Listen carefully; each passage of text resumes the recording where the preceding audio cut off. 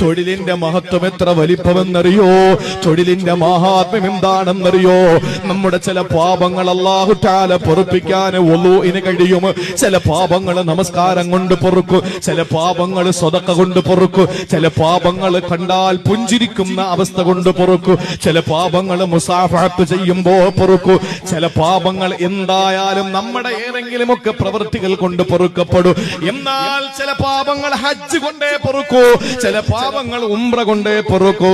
എന്നാൽ റസൂലുള്ള പറയുകയാണ്, എന്നാൽ ചില പാപങ്ങളുണ്ട് അത് ഹജ്ജ് കൊണ്ട് പൊറുക്കൂല, നിസ്കാരം കൊണ്ട് പൊറുക്കൂല, നോമ്പ് കൊണ്ട് പൊറുക്കൂല, ഒരു അമലും കൊണ്ട് പൊറുക്കൂല. അങ്ങനത്തെ ചില പാപങ്ങളുണ്ട്.